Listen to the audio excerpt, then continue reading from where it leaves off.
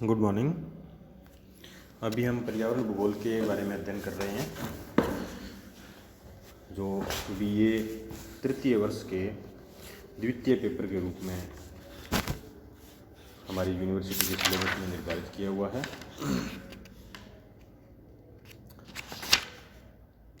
इसमें देखिए आप,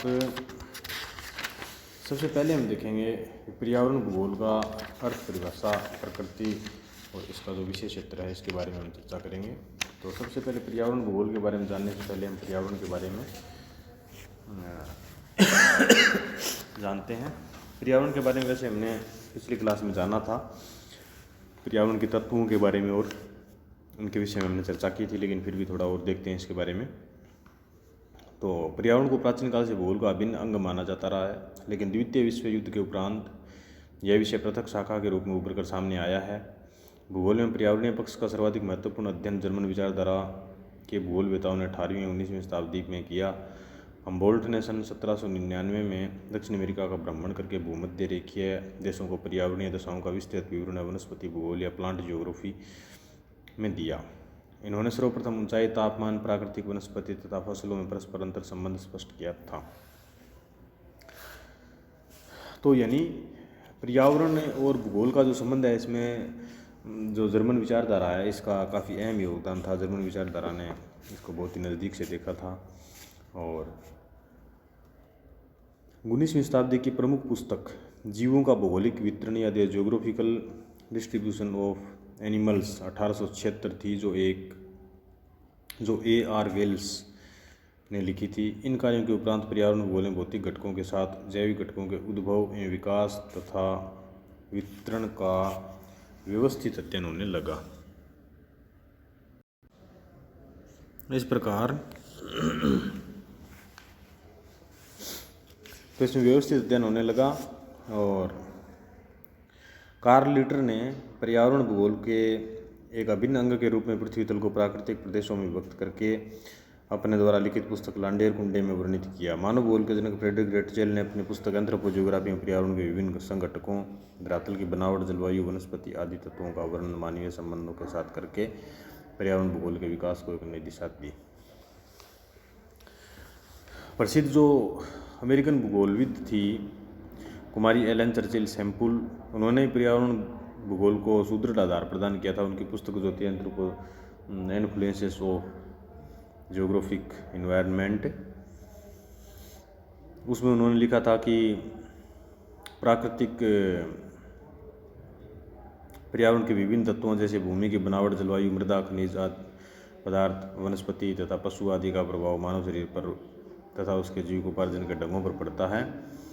ईसा बोमेन ने इसी क्रम में फॉरेस्ट फिजियोग्राफी पुस्तक लिखी थी, जो 20वीं शताब्दी में पर्यावरण भूगोल के विषय क्षेत्र को और अधिक विकसित करते हुए ब्रिटिश भूगोलवेताओं और बर्टसन ने सन 1905 में सर्वप्रथम विश्व को प्रमुख प्राकृतिक प्रदेशों में विभाजित करने का सफल प्रयास किया।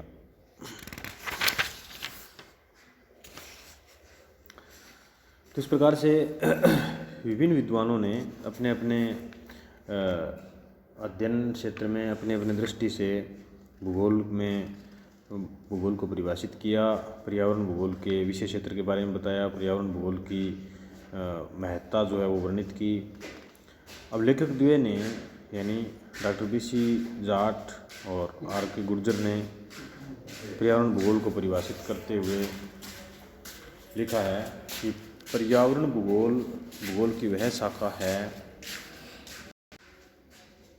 जिसमें पर्यावरण भूगोल की वह शाखा है जिसमें पारिस्थितिकी तंत्र के विभिन्न संघटकों की प्रकृति, कार्यों तथा उनका परस्पर अंतर्निर्भरता आदि का स्थानीय वितरण के संदर्भ में अध्ययन किया जाता है।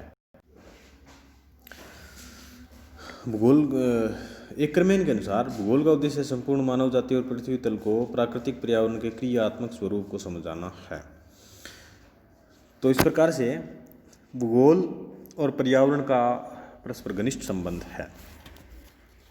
पर्यावरण भूगोल की प्रकृति में विद्यमान जैविक तथा अजैविक घटक मिलकर पर्यावरण का निर्माण करते हैं। इनमें जैविक, अजैविक तथा भौतिक घटकों की प्रभावकारी दशाओं में विभिन्न जीव समायोजन कर जीवन संचालित करते हैं। भौतिक घटकों में स्थल, वायु, जल, मृदा आदि महत्वपूर्ण है। ये जीवमंडल के विभिन्न जीवों को आधार प्रदान करते हैं तथा उनके विकास हेतु अनुकूल दशाएं उत्पन्न करते हैं। प्रसिद्ध विद्वान एंड्री गाउडी ने अपनी पुस्तक पर्यावरण की प्रकृति में पृथ्वी के भौतिक घटकों जैसे भू आकार, जलीय भाग, जलवायु, मृदा आदि को पर्यावरण के तत्वों के रूप में स्वीकार करके इनके साथ जैविक घटकों की प्रतिक्रिया के अध्ययन के रूप में भूदृश्य एवं पारिस्थितिकी तंत्र के मध्य भी घनिष्ठ संबंध बताया है। तो इस प्रकार से जो पर्यावरण की प्रकृति परिवर्तित स्वरूप में अग्रसर हो रही है तो इन निम्नलिखित तथ्यों के अध्ययन को समावेशित किया जा रहा है। पर्यावरण भूगोल की जो प्रकृति है उसमें हम देखते हैं कि हम पर्यावरण के घटकों का अध्ययन करते हैं, पर्यावरणीय शक्तियों का अध्ययन करते हैं और पर्यावरण और मनुष्यों का परस्पर किस प्रकार का संबंध है इसका अध्ययन करते हैं। पर्यावरण की जो भौतिक पर्यावरण की जो प्रमुख गतिविधियां हैं, खाद्य श्रृंखला है, पारिस्थितिकी प्रणाली है, खाद्य श्रृंखला, खाद्य जाल, इन सब का अध्ययन हम इसमें करते हैं। नाइट्रोजन चक्र है, कार्बन चक्र है, इन सब चीज़ों का हम अध्ययन करते हैं। तो ये जो है वो भूगोल की एक प्रकार से प्रमुख शाखा के रूप में पर्यावरण भूगोल जो है वो है। टांसले महोदय 1935 ने जो जैविक संगठनों को महत्वपूर्ण स्थान मिला था 20वीं शताब्दी में, उसमें टांसले महोदय का महत्वपूर्ण योगदान था। इन्होंने पर्यावरण के जैविक घटकों, पादप एवं जीव जंतुओं तथा इनके भौतिक आवास, पर्यावास या हैबिटेट्स के मध्य परस्पर अंतःक्रिया को स्पष्ट किया तथा इस व्यवस्था को पारिस्थितिकी तंत्र शब्द दिया। 20वीं शताब्दी के अंतिम दशकों में पर्यावरण की प्रकृति में पर्यावरण के भौतिक एवं जैविक घटकों का सम्मिलित रूप से अध्ययन किया जाने लगा। अब जो वर्तमान जो नवीन परिस्थितियां हैं पर्यावरण भूगोल में जो ट्रेंड चल रहा है उसके हिसाब से पारिस्थितिकी प्रणाली को काफ़ी अधिक महत्व दिया जा रहा है, पारिस्थितिकी विश्लेषण को काफ़ी अधिक महत्व दिया जा रहा है, स्थानिक विश्लेषण प्रणाली को और प्रादेशिक सम्मिश्र विश्लेषण प्रणाली को, जैवमंडल का अध्ययन और प्राकृतिक आपदाओं का अध्ययन और पर्यावरण में मानवकृत परिवर्तनों की भविष्यवाणी के लिए वैज्ञानिक विकास को भी महत्व मिलने लगा है। अब देखते हैं पर्यावरण भूगोल का विषय क्षेत्र।